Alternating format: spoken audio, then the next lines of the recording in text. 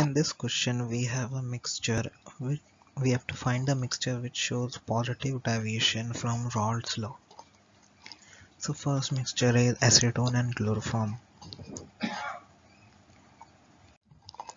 So we know that acetone and chloroform are non-ideal and it shows negative deviation.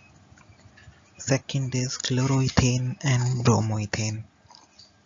So chloroethane and bromoethane are ideal solutions. Third is ethanol and acetone.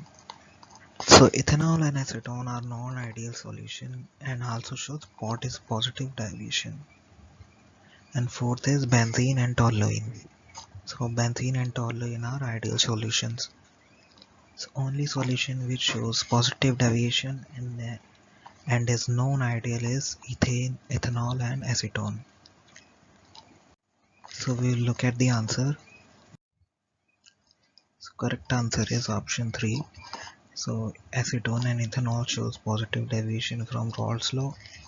Pure ethanol possesses H bonding and adding acetone to ethanol causes breaking of some H bonds. This causes increase in observed vapor pressure.